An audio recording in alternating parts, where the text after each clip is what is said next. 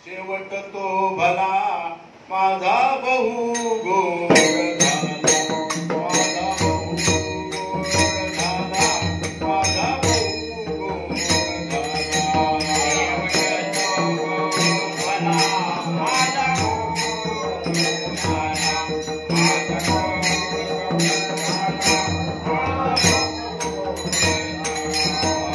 शेवट तो भला माझा बहु गोड झाला,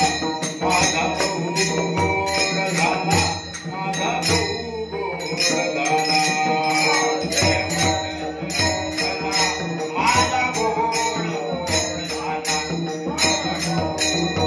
शेवट तो भला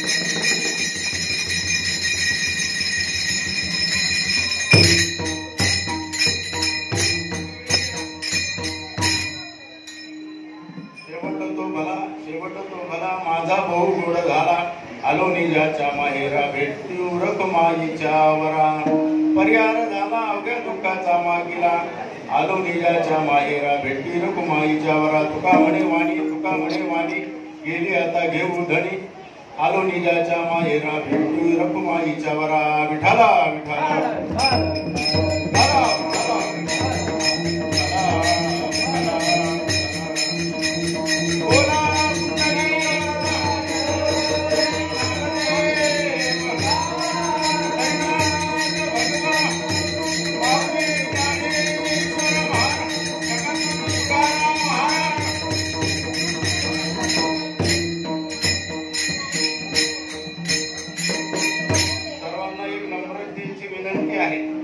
आपण कीर्तन ऐकायला हॉल मध्ये बसला चपला काढून बसा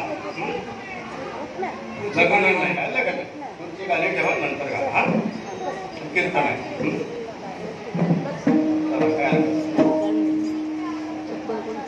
ओम वद्वद्वांगवादिनी सरस्वती मम जिह्वाग्रे स्वाहा ओम ऐं सरस्वते नमः सकळ दैवताय आवायामी सकळ दैवताय स्थापयामी सकळ दैवताय नमामि आशीर्वादम ददामी जयांचे केली स्मरण होय सकळ विद्यांचे अधिकरण दे जीवंतु श्री चरण श्री गुरूंचे ते नमस्कारोनी आता हंसावरती बसून शारदे मयुरावरती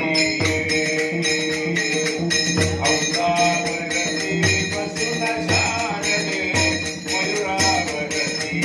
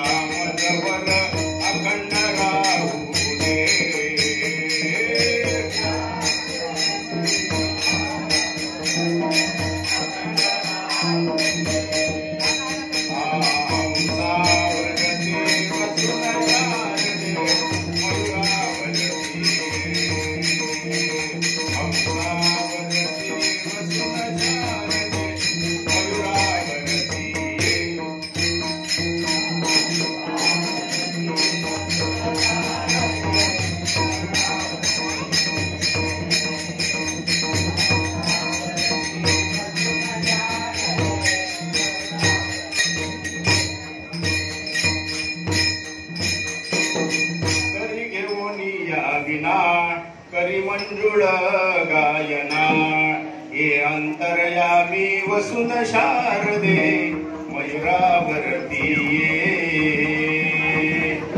सर्व देवादिकांना प्रार्थना करून आपण या कीर्तन सेवेला सुरुवात करू. कीर्तन सेवेचं निमित्त आहे आपल्या सर्वांचे आवडते आदरणीय वैकुंठवासी बबन महाराज शेळके यांचं काय वर्षश्राद्ध. शिक्षकांचं बोलणं एक विशिष्ट पद्धतीने असं कारण शिकवलेलं असतं त्याने पोरांना ठीक आहे आणि उडून कसं तरी बोलायला लागलं का समजायचं आपला आहे आपला येणारा तळ्या काहीतरी बोलायला लागलं बेटा सिस्टमॅटिकच आहे की नाही बरोबर आहे. फार सुंदर असा प्रस्ताव केला धन्यवाद तुम्हाला.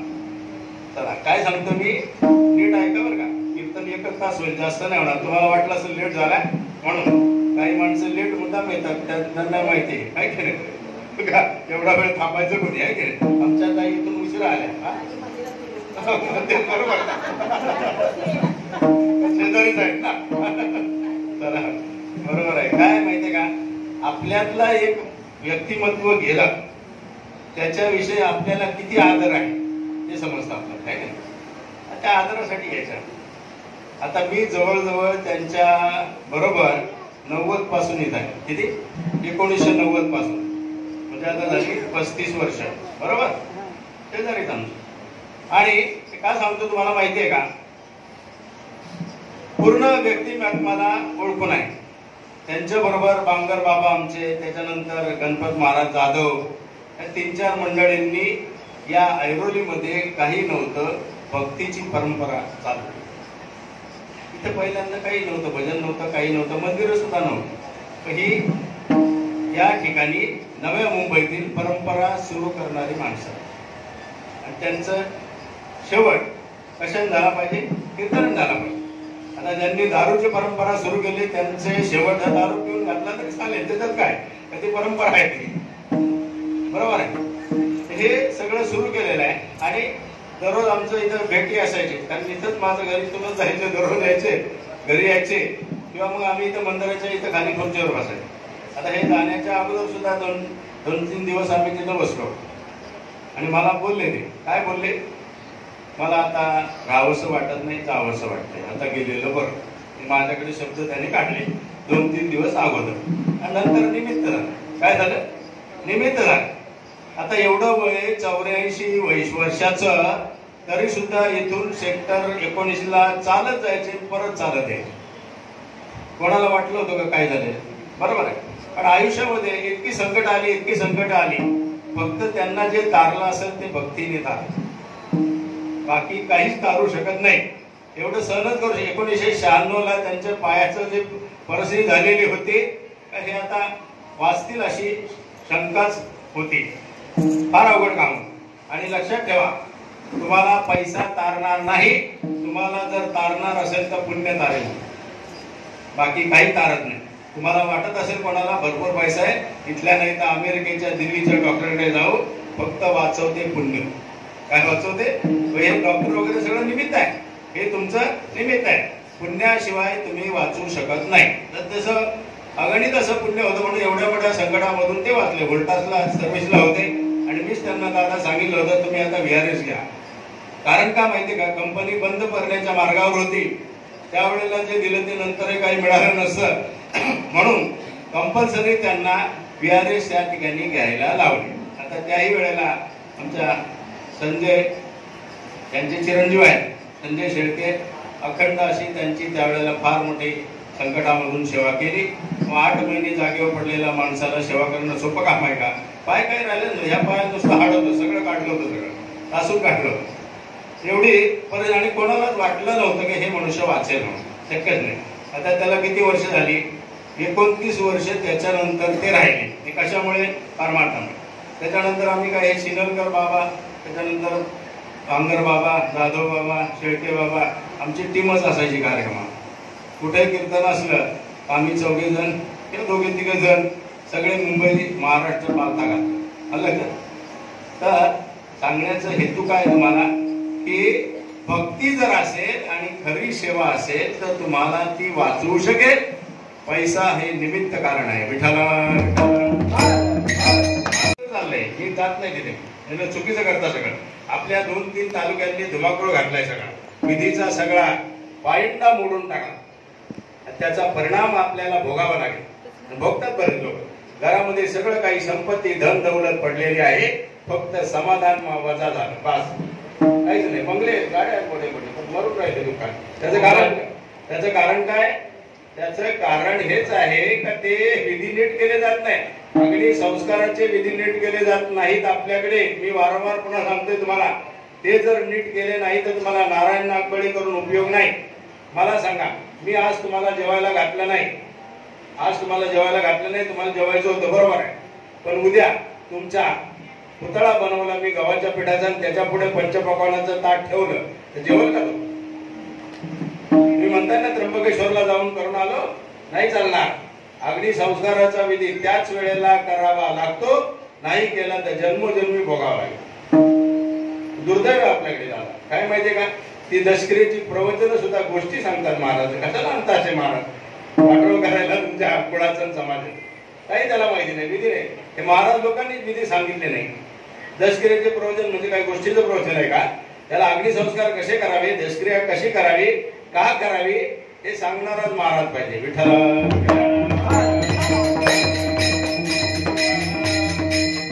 मी जास्त आपल्याला वेळ नाही, फक्त पासवर्ड टाईप सांगतो. अग्निसंस्कार करताना त्रिपाद पाहिलं पाहिजे, पंचक पाहिलं पाहिजे, लक्षात. आणि हे जर पाहून तुम्ही जर केलं नाही तर तुम्हाला या दोषातून कधी सुटका मिळणार नाही. त्याच्यानंतर गेलेल्या माणसाला अग्निसंस्कार करताना रॉकेल, डिझेल, पेट्रोल ओतून पेटून द्यायचं नाही. आपल्या इकडे परंपरा होती. हो, भांडणात लोक म्हणतात तुझ्या अंगावर रॉकेल वरून पेटून देऊ का, आणि देतात ना.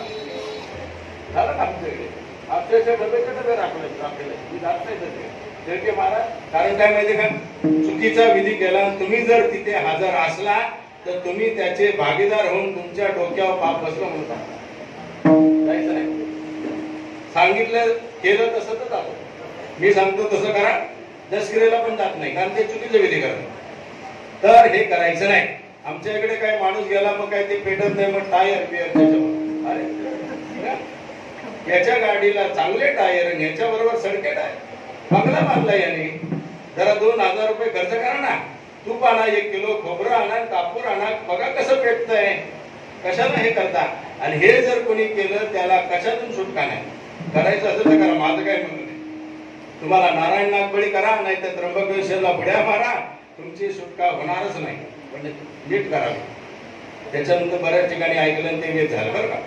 मी गावाला त्यासाठी प्रवचन सुद्धा दसऱ्याला करत नाही. कारण का, प्रवचनकाराचं काम आहे विधी सांगणे, त्याच्यानंतर काक स्पर्श करून देणे. नसर जर होत तरी काही ठिकाणी होत नाही, किंवा तो आत्मा जर अतृप्त असेल त्याला होत नाही, करून देणं हे त्याचं काम आहे. त्यासाठी ज्ञानेश्वरीला एक ओवीचा मंत्र आहे.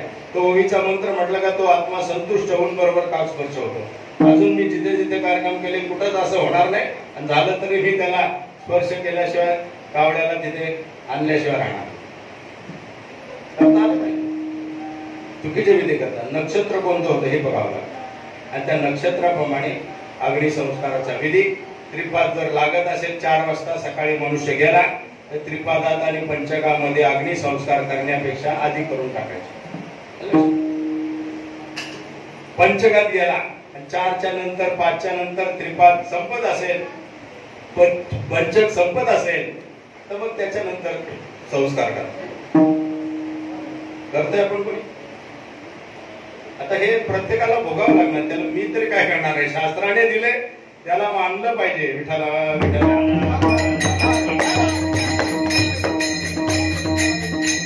याच्यावरती गावगाव सांगितलं ना शेळके महाराज, बऱ्याच लोकांनी माझ्यावर आक्षेप घेतला. मी म्हटलं आक्षेप घेतला तरी माझं ओपन चॅलेंज आहे, तुम्ही माझ्या समोर बसा आणि मी तुमच्या समोर बसतो, कोणतेही प्रश्न विचारा. फक्त एकच मी तुम्हाला उत्तर सांगेन की शास्त्र आधारे उत्तर पाहिजे. बरोबर आहे. बसले 2-4 जण आलं लक्षात. आणि मग ते बसल्यानंतर ते म्हटले आमच्याकडे असा विधी केलं होतं. म्हटले शास्त्राधार काय? नाही म्हटले बाजूच्या गावात तसं केलं जातं. बोला बाजूच्या गावाला, बाजूच्या गावांना बोलवलं. ते म्हटले कसं काय? म्हटले त्या गावात तसं केलं जातं म्हणून आमच्या इकडे. आता ह्याला शास्त्राधार काय? शास्त्राधार आहे का त्याला? शास्त्राधार काहीच नाहीये. मी म्हटलं मी जे सांगतो ते शास्त्राने, मला नाही मानलं तरी चालेल पण शास्त्राला माना ना. कीर्तनकार काय घरचं सांगतो का? नसेल करत तर त्याच्यामध्ये तुमचा दोष होणार आहे, काही होणार. आता दशक्रियाची फार मोठी मजा आहे आपल्याकडे. दशक्रिया का करतात हे का सांगतो पण माहितीये का, हे श्राद्धाचं कीर्तन आहे. इथं गोष्टी बिष्टी ऐकायला मिळणार नाही. नसेल ऐकायचं तर जाऊ शकत तुम्ही, काय हरकत नाही. हे तुम्हाला कोणी सांगणार पण नाही. दशक्रिया का करतात हे लोकांना माहिती. तिथं फक्त प्रवचनापेक्षा भाषणाची यादी खूप मोठी असते. ते भाषण कार्यक्रम आहे का दशक्रिया आहे? ते काका पण आपल्याकडे बऱ्याच ठिकाणी मी पाहिले, त्याला काही नॉलेज नाही.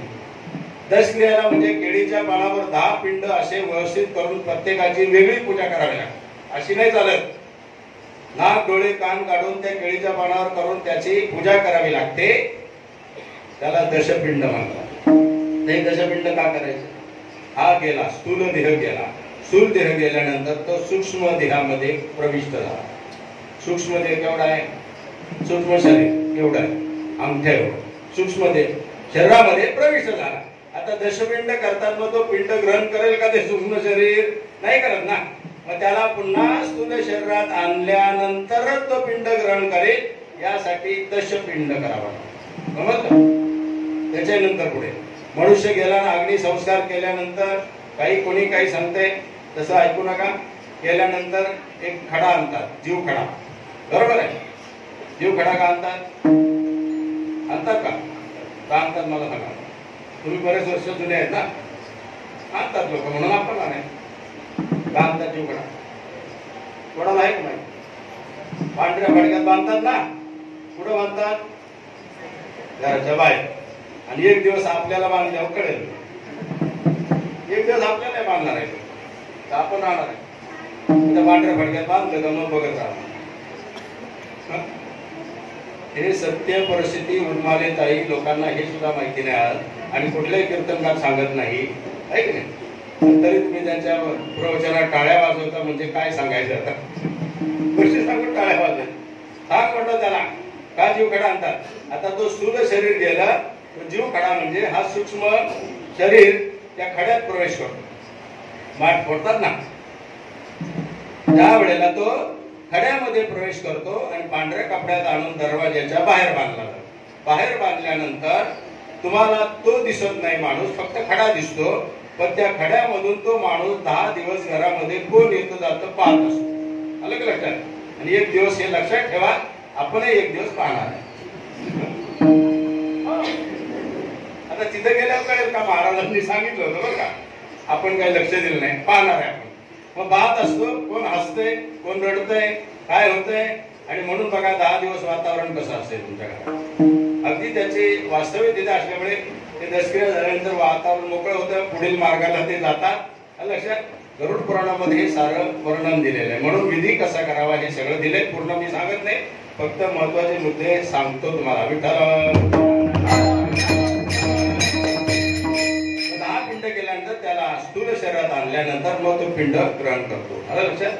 हे सगळं विधी करायला कमीत कमी 1.5 तास लागतो. आपल्या इकडे दादा कशी काही अर्ध्या तासात दशक्रिया होते बोला तुम्ही. कशी काय होते. मी गेलं पाहिलं म्हटलं काका माहिती नाही. काका बोलले काका म्हटलं माहिती नाही तर शिकून घ्यायचं काय. मला तरी कुठं माहिती आहे मी शिकून घेतो. माहिती नसलं का आपल्याला शिकायचं. तुमची इच्छा पाहिजे ना. लोक समजा दूर कोण टाका. उरकण्याचा कार्यक्रम नाही हा. अलग लक्षात. दशक्रिया मोठी कोणाची झाली आपल्या इकडे लय मोठा मजा आहे. मी पाहिलं इकडे आमच्या जुन्नर तालुक्यामध्ये काय पाहिलं. अहो इतकी मोठी दशक्रिया झाली इतकी मोठी झाली. 100-200 गाड्या आल्या होत्या. 5-6 हजार माणसं आली होती. लाडू जिलेबीचा बेत जोरदार होता आहे की नाही.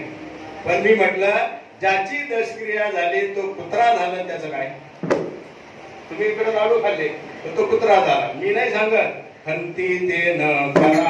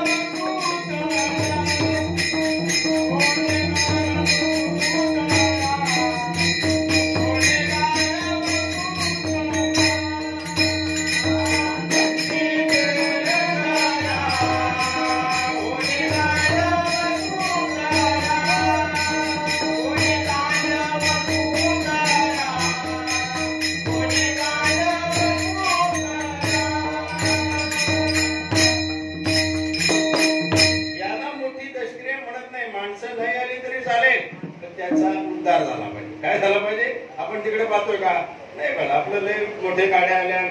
त्याचे पुढे गेल्यानंतर जर आपल्या कोणाच्या दशक्रियेला आमदार खासदार आले तर मग आपली कॉलर लाईन काय करते नाही काय. आम्ही किती मोठे. मी स्पष्ट बोलतो बरं का काय कोणाला पटवणार नाही आहे की. आमदार खासदार जर आले आमच्या गावात तर त्याची कॉलर टाईट बघा आम्ही किती मोठे आहे. आमदार खासदार आमच्या आई वडिलांच्या. मी स्पष्ट सांगतो ते कशासाठी येतात. तुमचे आई वडील गेल्याचं त्यांना सुख दुःख नाही. लक्षात. त्यांना फुकट माणसं भाषण करायला मिळतात पब्लिसिटी मिळते म्हणून येतात. आता तुमचे आई वडील आजारी असताना किती वेळा येतात ते बघायला सांगा तुम्ही. येतात का बघायला. आपण याच्यात मोठेपणा मांडायचं नाही. तुमच्या याला जर सिद्ध पुरुष आला आणि तुमचा वडील किंवा आई ही अधोगतीला किंवा नरकाला जाणारी असेल तिचा जर उद्धार केला तर तुमच्यासारखे भाग्यवान तुम्हीच. आमच्या गजानन महाराजांनी नरकाचं तिकीट बुकिंग होतं त्यांचं सुद्धा तिकीटचं कॅन्सल करून त्यांना वैकुंठाचं बुकिंग करून दिलं. विठ्ठला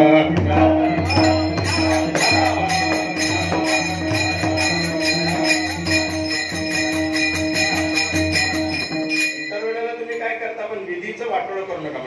विधी प्रमाणे करा चांगले करा माणसं किती बोलवा जेवायला घाला त्यात तो प्रश्न नाहीये, पण विधीमध्ये कमतरता नसावी.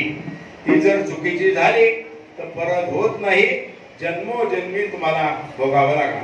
अपघाताचा विधी वेगळा आहे दुसरीचा. आत्महत्या केल्यावर उदक शांतीचा विधी आहे, करताय का? नाही करत. ते ब्राह्मण आपलं एक ते सगळ्याला एकच येते. म्हटलं काका त्या अपघातात मेलाय, नाही म्हणे मला एवढंच येते. म्हटलं काय करायचं बाबा, उदक शांती माहिती आहे का? माहिती नाही. हा आता काय होणार तुमचं? हे सगळं करा. हे जर केलं नाही, पंचकात वाईट नाही, पंचक हे असं काळ आहे त्याच्यामध्ये जर काही केलं तर ते 5 वेळा करावं लागतं. पंचकातल्या गोष्टी 5 वेळा रिपीट होतात. चांगल्या असेल तर 5 वेळा रिपीट होणार, वाईट असल्या तरी 5 वेळा रिपीट. पंचकात माणूस गेला तर कमीत कमी 5 माणसाच्या मृत्यूची कहाणी तुमच्या कहाणी ऐकायला येईल. आता युपी मध्ये एक गाव आहे, गेल्या 15 दिवसात 2000 वस्तीच्या गावामध्ये 24 माणसं गेली. किती? 24 माणसं गेली 15 दिवसात. मग नंतर ते पाहिलं का तो मनुष्य गेला त्यावेळेला यमगंडांतर काळ पंचकाचा फार मोठा विचित्र होता. त्याच्यामुळे काय झालं, लाईनच लागली. नंतर त्या लोकांनी विधी केला तेव्हा ते शांत झालं. काळ चांगला असला पाहिजे, शुभ असला पाहिजे. लक्षात ठेवायचं, इथून पुढे आता माणसं तेवढी जागृत राहतील असं नाही. आपली कोण जबाबदारी घेईल असं वाटत नाही. काय करायचं, मरायचं असेल तर रात्रीचे कधीच मरू नका. मरायचं लागणारच आहे, हे हात जोडून सांगतो तुम्हाला, स्पष्ट सांगतो. कारण काय माहितीये का, रात्रीचे माणसं जर मेले तर घरच्या सहित शिव्या देतात. आपल्या जिथले एकटेच आहे, तुम्हाला माहिती. मी फोन करून सांगितलं नातेवाईक, म्हटले महाराज आहे तुम्ही, तुम्हाला एवढं कळत नाही का? सकाळी नेणार आहे, मग सकाळी सांगायचं ना. आता काय आमची झोप मजा आहे. अहो त्या माणसाने नोकरी करून खोली घेऊन दिली पोराला आमच्या सोसायटीला, माहिती. आयुष्यभर गेला आणि तो पंढरपूरला गेला, माहितीये का? आणि ते नाते बदलला, त्याला ताप आला, तसाच चालला आणि तिकडेच गेला. आता 5 वाजता बॉडी तिथं आली, इथं सोसायटीत आली. पोरांनी विचार केला आता सकाळपर्यंत थांबायचं म्हणजे याला घरात कशाला ठेवायचं. याला वाशीच्या हॉस्पिटलला सकाळी आणला 10 वाजता, घरात नेलाच नाही. आणि घरी यानेच घेतलं होतं लोन भेडू. बघा, धनदारा पुत्र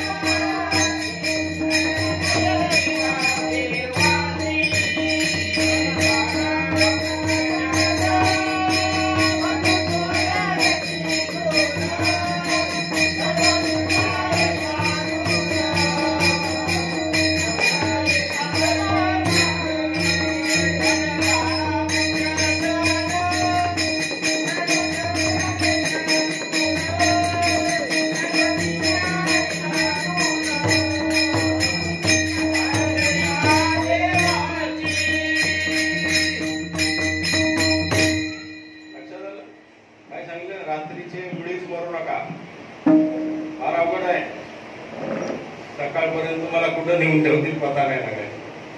गावाला पुरीचे रात्री माणूस झालं तर रातभर भजन करायचे लोक, गावचे वैतागले जातात. ते पण म्हणतात तिकडे मंदिराच्या तिकडे नेऊन ठेवा त्याला. गावचे पण कंटाळे त्यानेच घर मारले. काय चाललंय म्हणजे पहा कशी म्हणजे. तुम्हाला सांगतो कधी मरायचं, जास्त पाऊस झाला तर मरायचं नाही. काल एवढा पाऊस होता एवढं माहिती आहे कंटाळा. आता सकाळी कार्यक्रम होईल का नाही अशी परिस्थिती दिली, पाऊसच होता. आता पहा कसं उघड. मी सांगितलं 16 तारखेपर्यंत रात्रीचा पाऊस आहे, आता कमी होईल. मग काय करायचं, जास्त पावसात गेलं तर नेणारी शिवाय देतात. काय मरून मरून गेलं ना आम्हाला होतं. तुम्हाला वाटतं काय सगळे लोक तुम्हाला न्यायला प्रेमानेच येतात, शिवाय देत पण येतात काही काही. बघा ऐकलं का. मग जास्त थंडीतही मरायचं नाही. काकडले माणसं म्हणजे गारटले म्हणजे ते शिवाय देतात. कधी मरायचं, दुपारी 11 वाजता सकाळी नाश्ता बिष्टा करून 11 वाजता एकदम सुपर लोक खुश असतात सगळे सगळे खुश असतात. 11 वाजता ध्येय ठेवायचा पण 4-5 वाजता गेले का त्यांना काहीच वाटत. मी प्रत्येक सगळ्या गोष्टी पाहिल्या तर का तिथे गेल्यानंतर चर्चा पाहिजे. काय चर्चा असते माहिती का? काही काही माणसं असतात चांगले पण काही काही माणसं एक जण म्हणाला अहो काय माहितीये का माझं नेमकी कोर्टाची तारीख आज होती आणि हे आजच नेलं. आता माझी तारीख पुढे ढकलली. काय करायचं मला काही यायचं नव्हतं पण आता यावं लागलं. म्हणजे काही प्रेमाने आला नाही. दुसरा म्हटलं माझा नेमका धंद्याचा टाइम मग याला मारायला आता तुम्ही बघा ते जाणारे काही चर्चा करतात बघा. आता दुसरं सांगतो फार सोपं तुम्हाला. काय सांगतो? अतिशय सोपं. काय करायचं? हे मृत्यूला टाळण्यासाठी आपल्या हातात घेतलं पाहिजे. Everything is possible. Death control is also possible. काल कीर्तनात मी इतक्या उड्या मारल्या ना गर्गे महाराज याच्यावर उड्या मारल्या. लोक म्हटले कसे काय? आम्हाला एक महाराजच सिद्ध भेटले. असे काय पावरच एकदम सिद्ध पुरुष भेटले. इतके पावर आले का एवढ्या उड्या मारल्या मी. लोक म्हटले महाराज का ठेवून जातो उड्या कसा? म्हटलं मी नाही उड्या मार ते उड्या मारतोय. खरंच ना पब्लिक एवढं आमच्या इकडे गावाला तेवढं चांगलं आहे. मात्र इतर वेळेला नाही आले तर काल्याला मात्र कोणी घरी राहत नाही. मुंबईमध्ये वेगळे काल्याला कोणी येत नाही. गावाला एका माणूसकडे प्रचंड गर्दी अशी. तर possible death control is also possible. What you have done for that? तुम्ही त्यासाठी काही केलंय का? आमच्या आखाड्यातले साधू 500 वर्षे 600 वर्ष आता सुद्धा जिवंत आहेत. एक वेळेला जेवतात तरी जास्त जगतात नाही की नाही? आपण 3 वेळेला जेवून लवकर मरतो. याचं गणित काय? आपण त्याच्या सूत्राचा अभ्यास केलाय का? नाही केला. मग तुम्ही म्हणाल हे शक्य नाही. शक्य तुम्हाला दाखवतो. आता मी तुम्हाला अशा महाराजांची किंवा साधूंची भेट दाखवेल. त्या आखाड्यातलेच महाराज आहे. 300 वर्षे 400 वर्षे 500 वर्षे काय काय ना तर आपलं आयुष्य माहिती नाही. अजूनही सतेज आहे. विठ्ठल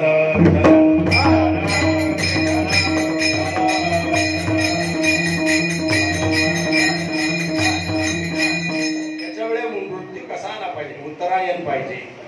दक्षिणायनामध्ये नको. प्रत्येक नसलं तरी तुमचा जठराग्नी चालू असला पाहिजे. तुमचं जठर जर चालू असेल तुमच्या मुखामध्ये नामस्मरण आलं असेल तर तुम्ही वैकुंठाला जा.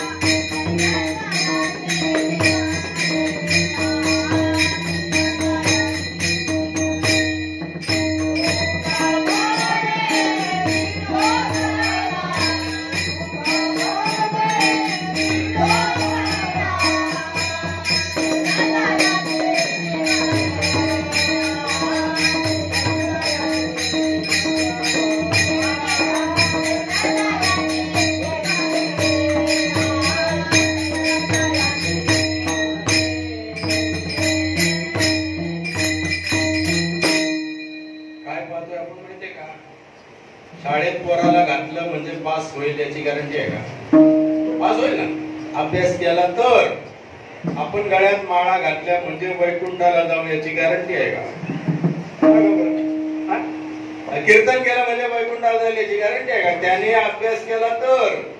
बरोबर आहे. तरच पास होईल ना. तसा मास्तर भेटला पाहिजे ना पास म्हणजे नॉलेज देणारा मास्तर पाहिजे. काल मी सांगितलं मास्तरच नापास आहे तर तुम्ही कसे काय पास होणार? गुरुच आपले तसे आहेत.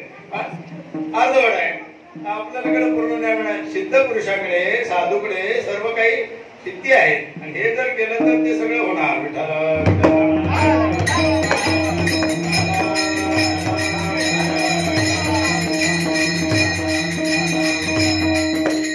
शेवट फार महत्वाचा आहे बरं का. तुम्ही किती इस्टेट कमवा, काही कमवा, जर तुमचा शेवट वाईट झाला तर सगळं पाण्यात गेलं म्हणून समजायचं.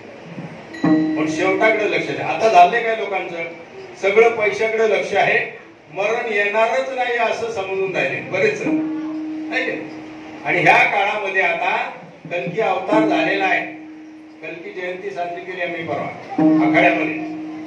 ओरिसामध्ये कल्की अवतार झालेला आहे. मंदिर कल्कीचं बांधून तयार आहे आणि आता सपासप कचरा साफ करायचं काम चालू झालेलं आहे.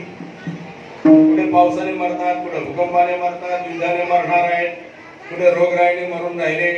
या वर्षी तर अपघाताची संख्या प्रचंड वाढली. बरोबर आहे ना? प्रचंड माणसं मेले ना अजूनही मरतील. त्याचं कारण आहे कचरा साफ करायचं काम त्याने चालले, अवतार झालेला आहे.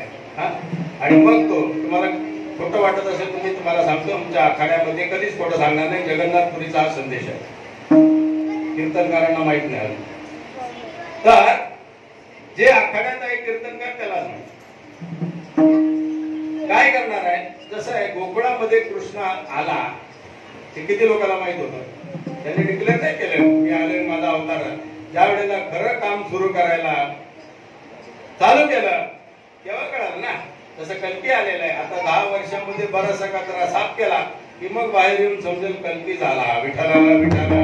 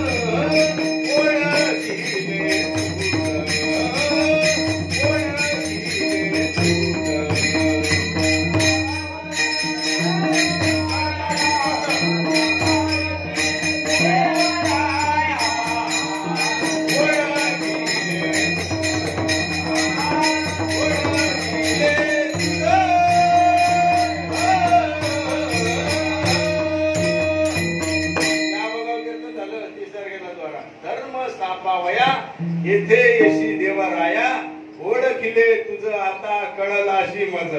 कुठे अवतार घेऊन लपून बसला तरी आम्ही भक्त तुला शोधून काढू. विठ्ठला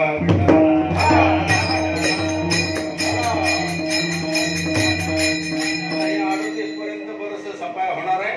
कलियुग संपलेला आहे. जे कीर्तनकार महाराज 4,32,000 वर्षाचं आयुष्य आहे त्यांना माझ्याकडे आणा, मी उत्तर देतो. आता चालेल घेतले 18 पुराण असू दे, वेद असू दे, गाथा असू दे, ज्ञानेश्वरी असू दे, कोणी पण या. आता प्रश्न मंजुषा आम्ही वरळीला तिकडे चालू केले. काही प्रॉब्लेम असले विज्ञानातले असू दे, कुठले असू दे, फक्त संसारातले नाही. माझ्या बायकोचं पटत नाही, पोराचं पटत नाही, मी काय करू, तुमचीच बायको तुम्हाला लग्न पोरगा कोणाचा तुमचा काय केले आणि बायको कोणाची तुमची, ते पटवून घ्या बसा. ते नका. असे काही स्पेसिफिक प्रॉब्लेम जगाच्या लेवलवर काय चाललेलं आहे हे बघायला पाहिजे ना आपण. खाली किती राहायचं. आता शेळके मारत, डबक्यात उड्या मारत सोडून काय उड्या मारत करतात सगळं बघून ना. अरे जग फार मोठा आहे. आयुर्वेदी तक की झाडगी बनती कुछ नहीं है यहाँ पे. तुझी नाना काय बरोबर की नाही? कुछ झाडगी बत्ती आहे, बहुत बडा आहे, दुनिया बहुत बडी आहे. आणि त्याच्याकडे जर लक्ष दिलं तर आपण मोठे तशा प्रकारे होतो. विठ्ठल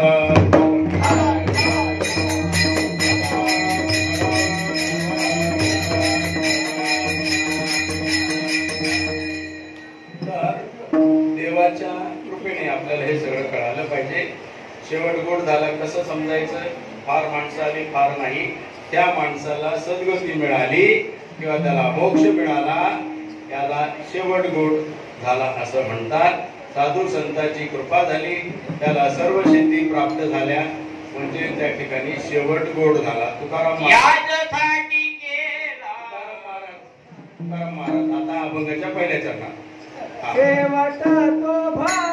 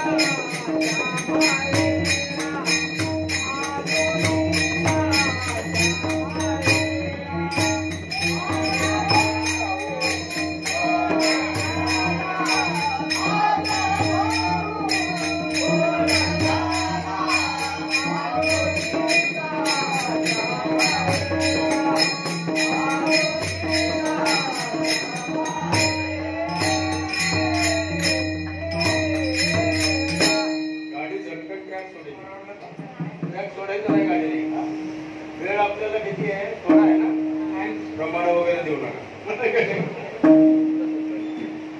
आणि शॉर्ट अँड स्वीट पाहिजे. हा आपलं इतके वर्ष ऐकून ऐकून काहीच नाही मिळालं का? आज तुमच्या लक्षात येईल, आज ऐकलं ते कधीच ऐकलं नसेल. बरोबर आहे? तुम्ही सांगा ना, ऐकलं होतं?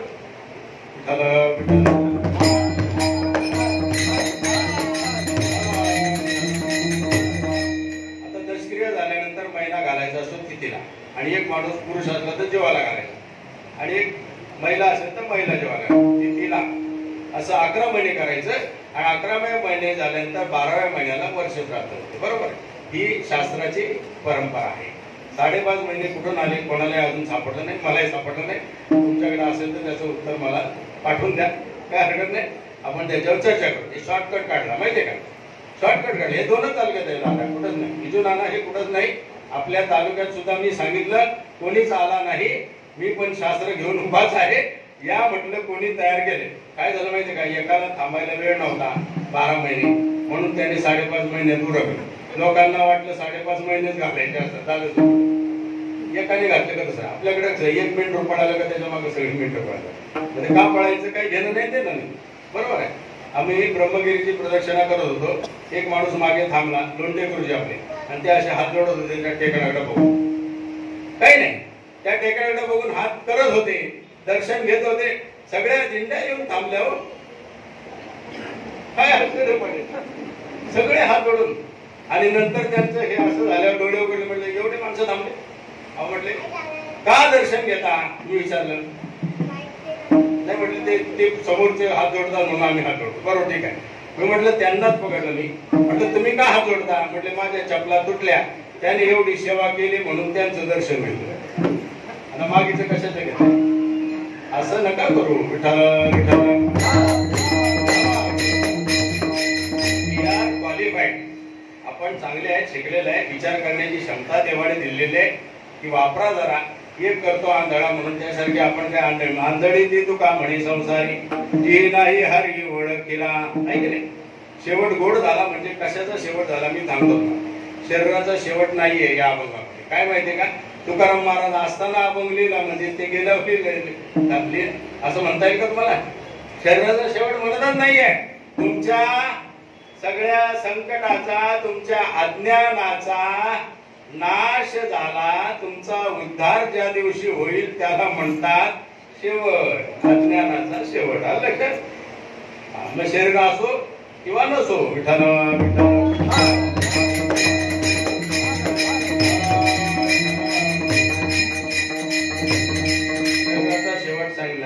लाडू जिलेबी घालून त्याने होत नाही, त्याला काही उपयोग नाहीये. ते किती खातात त्याच्यावर अवलंबून नाहीये. अन्नदान करा, त्याच्याबद्दल कोणताही वाद नाही आहे. भला भला म्हणजे खूपच चांगला, इतका चांगला की आता माझ्या इच्छेशिवाय मी जाऊ शकत नाही, याला म्हणतात खरा शरीर माझं ठेवू शकत नाही. आणि खरं सांगा, तुकोबरा यांच्यासारखं कोणाला प्राप्त झालं का? प्रयाण काळी देवे विमान पाठविले,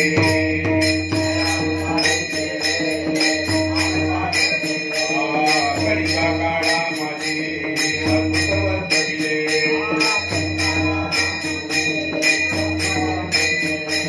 मानव देह घेऊनी निज धामा गेले,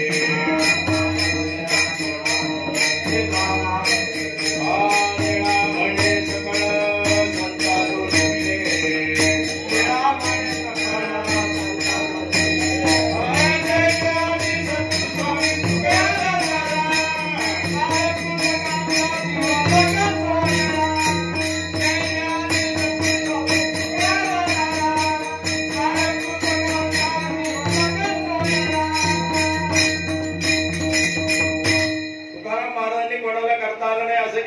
मानव देह घेऊन निज धामा गेले. आणि आपल्याला 4 माणसं जर आली तर धन्यवाद समजायला पाहिजे, आपल्या काहीतरी केले आपण. आणि पाहिलं बरं का, मी आमच्या इकडे कॉलेजमधला एक शिक्षक होता, कोणाची संबंध नाही, घर आणि कॉलेज, घर आणि समाजाशी नातं नाही, फातं नाही, काहीच नाही. लक्षात, त्याचे वडील वारले. वडील वारल्यानंतर एकही माणूस बाहेरचा नाही. शेवटी कॉलेजच्या शिपायांना बोलवलं, कारण तो तिथे अधिकारी होता. त्याने त्या बापाची तिरडी बांधली, मग नेला. बरोबर आहे. बरं, नेल्यानंतर तिथे काय म्हटले, तुम्ही एवढं सगळं काम केलंय, आता जरा कोल्ड्रिंक द्या. आपण म्हणजे झाले का, तिथं आलं, त्याला हॉटेलात नेलं, त्या लोकांना कोल्ड्रिंक वगैरे पाहतो. काय वाटतं? मला या कोरोनाच्या काळापासून फार माणसं बिघडला, जास्त बिघडली माहिती. माझ्याच गावचा एक इथे राहत होते म्हणून, दोघे नवरा बायको याच्यात गेले. त्यांच्या घरी बी निघले नाही. आता ते पोरगा एकटा, पोरगी एकटी, लहानच होते, लग्न नाही झालेले. म्हणून मी त्या पोराला फोन केला. आता याला फार दुःख झालं असेल, त्याला फोन केला. फोन केल्यानंतर काय झालं, फोन त्याने घेतलाच नाही. मग त्याच्या जवळचा दुसरा माणूस होता, त्याला फोन घेतला. त्याने मला सांगितलं तो बाहेर गावी फिरायला गेला. आले का? नंतर मी त्याला फोन केला, तर पोरगा मला सापडला गोव्याला. बापाला महिना पण झाला नाही, तर पोरगा होता गोव्याला. आता मला दुःख वाटून उपयोग आहे? असं आहे का? म्हणजे आपल्याला जसं वाटतं ना तसं नाही. त्याच्यामुळे आनंदामध्ये सगळं सोडून आपण व्यवस्थित आपलं प्रयाण केलेलं चांगलं आहे की नाही. कोण आपल्याला असं करेल, कोण आपल्यावर हे करेल, हे आता ठेवूच नका. विठाला विठाला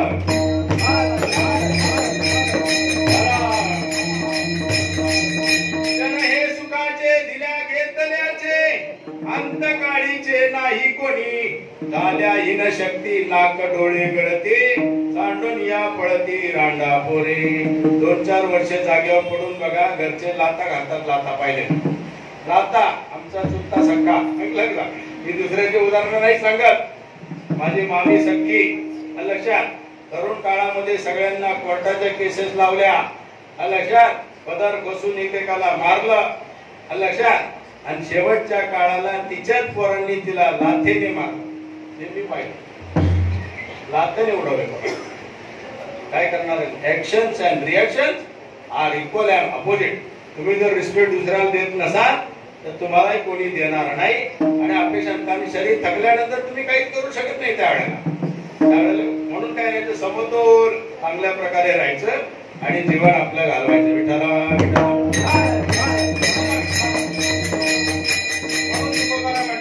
शेवट तो भला, शेवट तो भला, शेवट तो भला, शेवट तो माझा बहु गोड झाला, माझा बहु गोड झाला, आलोनीच्या मायरा, आलोनीच्या मायरा.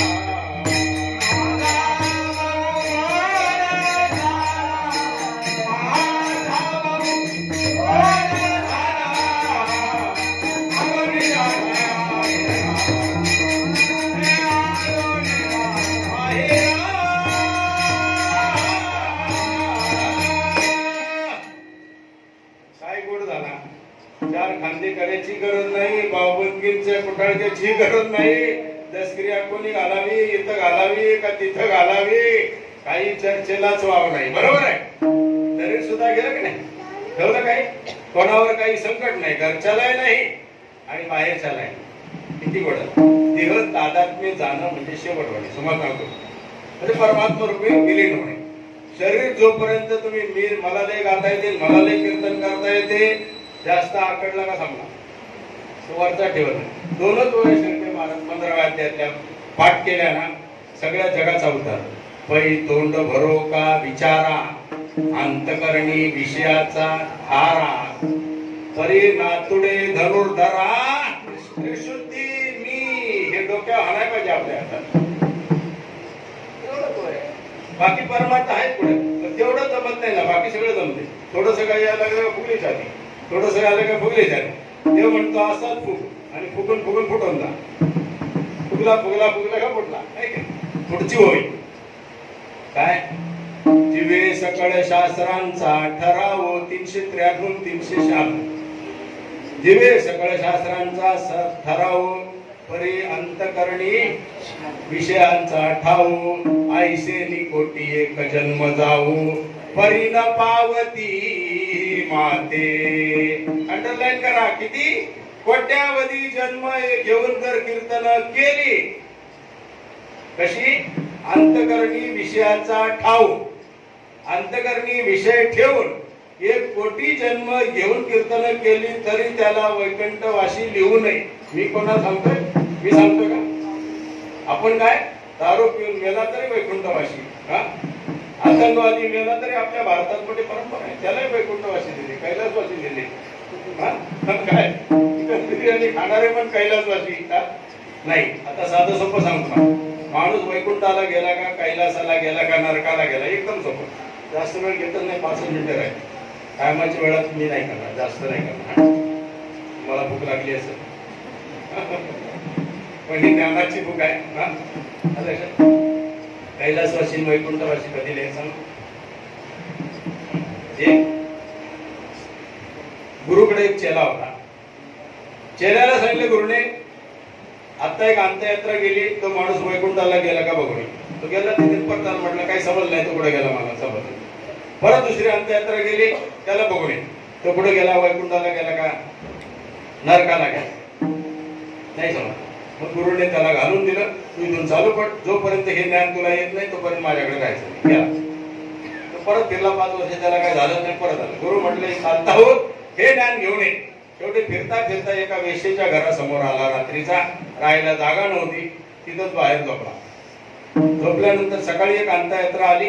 त्या वेश्येची एक पोरगी होती, एक 8-10 वर्षाची. तिला सांगितलं, त्या वेश्येने त्या पोरीला सांगितलं, बाळा हा अंत्ययात्रा चालली, तो माणूस वैकुंठाला गेला का नरकाला गेला बघून. आली, तिने सांगितलं, आई हा वैकुंठाला गेला. परत काही वेळाने दुसरी अंत्ययात्रा आली. पुन्हा त्या वेश्येने त्या पोरीला सांगितलं, हा नरकाला गेला का वैकुंठाला गेला बघून. परत आले, सांगितलं हा नरकाला गेला. आता हा आश्चर्य करतोय, मी तर एवढं शिकून मला अजून समजना, आणि वेश्येच्या पोरीला हे ज्ञान कसं. पण वेश्याला विचारलं. वेश्या म्हटली, त्यात काय अवघड आहे, मला उत्तर देण्याची गरज नाही, याची उत्तर माझी पोरगी देईल. पोरगीला बोलावलं, तू वैकुंठाला गेला कसं काय ठरवलं. म्हटलं काही नाही, की जर अंत्ययात्रेला माणसं जातात ती जामीनदार असतात. आलं लक्षात.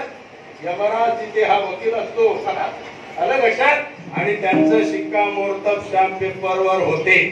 100 माणसातली जर जास्तीत जास्त माणसं बोलली हा मनुष्य चांगला होता, आलं लक्षात. आणि हा मनुष्य गेल्यामुळे दुरावा निर्माण झालेला आहे, तुमची रवानगी कुठं झाली, वैकुंठाला. आणि जास्तीत जास्त माणसं जर त्या अंत्ययात्रेला येऊन बोलली हा माणूस चांगला नव्हता, बऱ्याच लोकांना त्रास दिला, गेला तर बरं झालं समजायचं, तुम्ही कुठे गेले. आता काही लावा देतो आम्ही कुठे गेलो, दुसऱ्या चरणात आलो निजाचे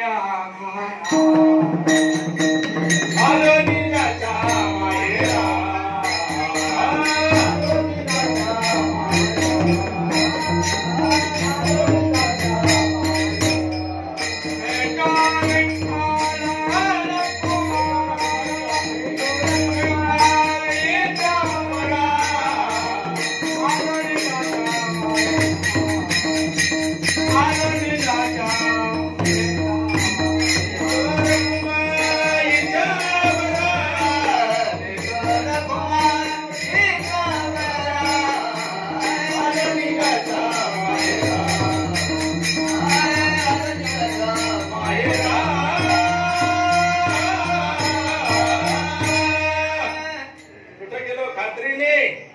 जिथून आलो निजाच्या माहेरा म्हणजे परमात्म्यापासून आपण आलो तिथं जाऊन पोहोचलो. पहा किती खात्री आहे बरं तुकाराम महाराजांची. आपली आहे का खात्री? आपल्याला सगळ्या खात्री आहे, पण मरण कधी याची गॅरंटी. उपयोग आहे तुमच्या जीवनामध्ये सांगा बरं. मरण काय आहे? मरण आपल्या हातात आणलं त्याची खात्री जर घेतली तर सगळं भेटी रखमाईच्या वरा. तर परमात्म्यापासून हा जीव तयार झाला, विषयाच्या नादी लागल्यापासून पुन्हा जाऊन तिथे पोहोचला आणि पोहोचल्यामुळे काय झालंय? मूळच्या स्थानाला गेला. याला म्हणतात शेवट बरा झाला. लक्षात. आणि तो जर गाढव कुत्रा मांजर डुक्कर झाला समजायचं शेवट भला झाला नाही. विठ्ठला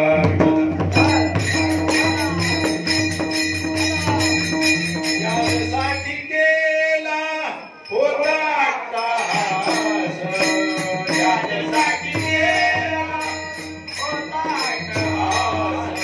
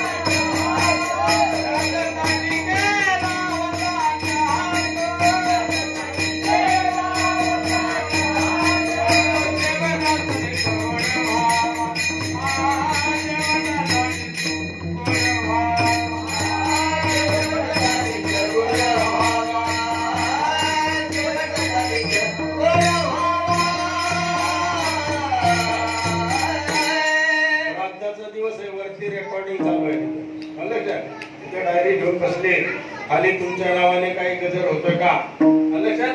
म्हणून वर्ष श्राद्ध चुकू नका.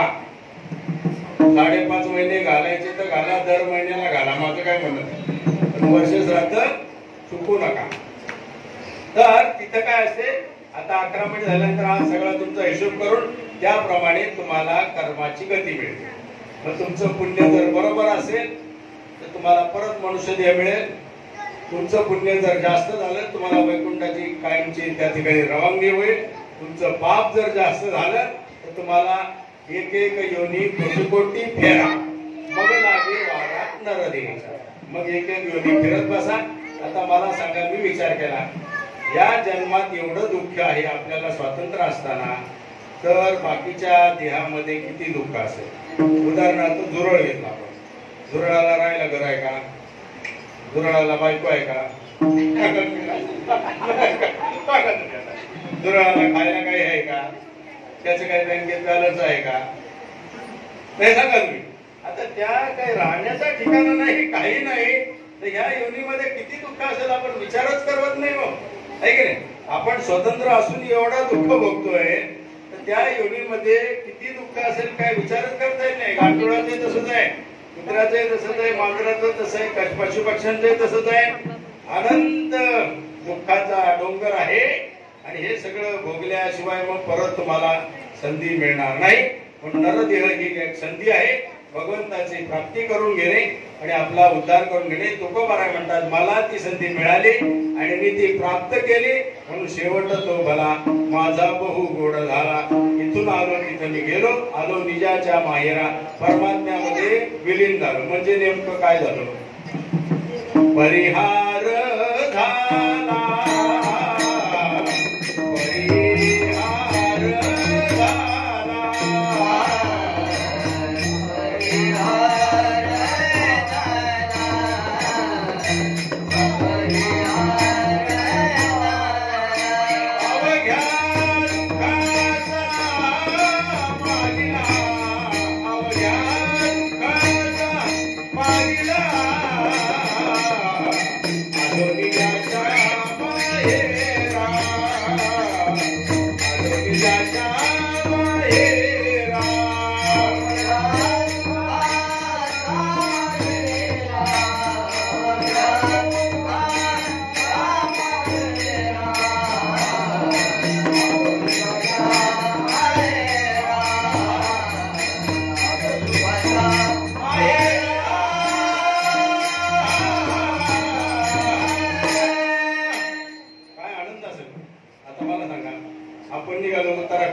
यात्रेला 15 दिवसाची महिन्याची, आणि तिथून परत सुखरूप पावलो तर आपल्याला आनंद वाटतो. बरोबर. आम्ही मे महिन्यातच सांगितलं होतं, भविष्यवाणी मी वारंवार पुन्हा सांगतोय लक्षात, की या 3 महिन्यात कुणी जाऊ नका तिकडे. पर्वत कोसळणे, भूकंप, दर्या, पर्जन्यमानाने हानी होणार, पण आपल्या महाराष्ट्रातलीच माणसं बरीचशी हानी निघाली. आमच्या अवसरी गावची 26 माणसं तिथं अडकली, नांदेडची 10 आणि जळगावची 16. बाकीच्या राज्यातून नाही गेले लोक, एवढे कमी गेले. पण आपल्याला जरा काय उत्सुकता असते ना, सांगतात म्हणजे काहीतरी होते. 25 किलोमीटर बिन अन्न पाण्याचं चालावं लागलं मला, दगडा गुट्यात पाणी नाही, तिथं मोबाईल नाही, काही नाही. असे काहीतरी धंदे करू नका ना, नाही की नाही? गेलं पाहिजे देवाला, बरोबर आहे, पण मनामध्ये तीर्थाचा भाव ठेवून, देवाचा भाव ठेवून गेलं पाहिजे. काहीतरी करून त्याचा उपयोग होणार नाही. दुर्घटनाग्रस्त उत्तर पश्चिम अगोदर डिक्लेअर केलं होतं. उत्तर पश्चिम या काळामध्ये, उत्तर पश्चिम या दिशेला जास्तीत जास्त भूकंप, जास्तीत जास्त डोंगर कोसळणे, त्याच्यानंतर विमान अपघात, लक्षात, अतिशय पाण्याने नुकसान या सध्या कोपऱ्यामध्ये झालं सांगितलं होतं. अजूनही काही काळ धोका आहे. तर काल कोणता आहे ते बघून आपण त्या ठिकाणी प्रवास करावा. आणि या वर्षी हवाई प्रवासाला फार धोके सांगितले होते. तशा प्रकारे बऱ्याच विमानांना झालं, काही काही विमानं उतरावं लागली. असं असताना सुद्धा आपण जीवावर उदार होऊन प्रवास करतो. परमात्म्यात विलीन झालं म्हटल्यानंतर काय राहिलं? देह तादात्म्य गेलं, सगळं दुःख संपलं, सगळं दुःख संपलं. यालाच म्हणतात शेवट गोड झाला. दुःख उरलंच नाही जीवनामध्ये, म्हणजे काय झालं? शेवट गोड झाला. आता 11 महिने काय होतं माहिती सांगून मला? हे वर्ष श्राद्ध काय करायचं? गरुड पुराणामध्ये दिलेलं आहे. 13वा झाला तर त्याला मग यमदूत घेऊन चालतात पहिल्या गेटवर. इतके पळवतात, अनंत योजने दूर असं ते यमपुरी आहे. पहिला मुक्काम तुम्हाला पुढच्या महिन्याच्या तिथीला. तोपर्यंत अन्न नाही, पाणी नाही, काही नाही, लक्षात. म्हणून त्याला महिना घालायचा. काही काही लोकांना महिना घालायचा कंटाळा.